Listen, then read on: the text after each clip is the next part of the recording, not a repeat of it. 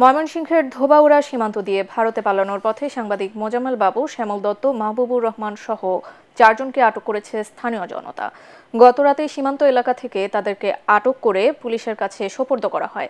স্থানীয়রা জানায়, ময়মনসিংহের ধোবাউড়া উপজেলা হয়ে অবৈধভাবে ভারতে যাওয়ার পথে ৭১ টেলিভিশনের এমডি মোজাম্মেল হক বাবু, দৈনিক ভোরের কাগজ পত্রিকার সম্পাদক শ্যামল দত্ত এবং ৭১ টেলিভিশনের সিনিয়র রিপোর্টার মাহবুবুর রহমান ও তাদের বহনকারী প্রাইভেট কার চালককে আটক করেন তারা। পরে তাদের ধোবাউড়া থানা পুলিশের কাছে সোপর্দ করা হয়।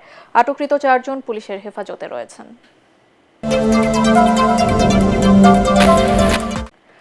সংবিধান সংশোধন কিংবা নতুন করে লেখার বিষয়ে জনগণের ভোটে নির্বাচিত আগামী জাতীয় সংসদই সিদ্ধান্ত নেবে বলে দাবি করেছেন বিএনপি মহাসচিব মির্জা ফখরুল ইসলাম আলমগীর। অন্তর্বর্তীকালীন সরকার সব সংস্কার করলে জনগণ ও সংসদের কোনো প্রয়োজন থাকে না বলেও মন্তব্য করেন তিনি। ঢাকা রিপোর্টার্স ইউনিটি মিলনায়তনে জেএসটির আলোচনা সভায় দ্রুত জাতীয় সংসদ নির্বাচনের মাধ্যমে জনগণের সরকার প্রতিষ্ঠার আহ্বান জানান মির্জা ফখরুল। প্রশাসনে এখনও স্বৈরাচার শেখ হাসিনার দোসররা গুরুত্বপূর্ণ পদে বসে আছে অভিযোগ করে তাদের দ্রুত অপসারণ করার আহ্বান জানান বিএনপি মহাসচিব।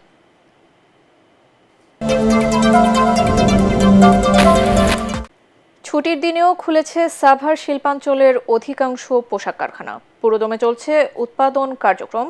সাভার ও আশুলিয়ায় গার্মেন্টস সহ 1800 কারখানার মধ্যে আজ খুলেছে প্রায় 1400 কারখানা। সকাল থেকে তৈরি পোশাক কারখানা সহ সকল কারখানায় শ্রমিকদের দল বেঁধে প্রবেশ করতে দেখা গেছে। আর বাকি কারখানাগুলো পবিত্র ঈদে মিলাদুন্নবী উপলক্ষে ছুটি দিয়েছেন কর্তৃপক্ষ। অপ্রীতিকর ঘটনা এড়াতে কারখানাগুলোর সামনে সেনাবাহিনীর সদস্যদের টহল দিতে দেখা গেছে।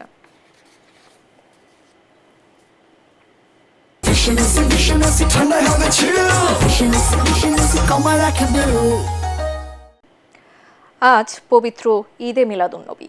মহানবী হযরত মুহাম্মদ সাল্লাল্লাহু আলাইহি ওয়াসাল্লামের জন্ম এবং ওফাত দিবস 570 খ্রিস্টাব্দের 12ই রবিউল আউয়াল অর্থাৎ আজকের এই দিনে আরবের মক্কা নগরীতে কুরাইশ বংশে মা আমিনার কোল আলো করে জন্ম নিয়েছিলেন বিশ্বনবী হযরত মুহাম্মদ সাল্লাল্লাহু আলাইহি ওয়াসাল্লাম।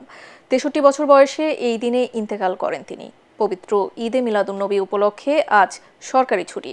দিনটি উপলক্ষে ইসলামিক ফাউন্ডেশনের উদ্যোগে দিনব্যাপী দোয়া মাহফিল, সেমিনার, ইসলামী সাংস্কৃতিক প্রতিযোগিতা, হামদ নাত, ইসলামী ক্যালিগ্রাফি প্রদর্শনী, বইমেলা, বিশেষ স্মরণিকা ও ক্রোড়পত্র প্রকাশ সহ নানা কর্মসূচি পালন করা হচ্ছে।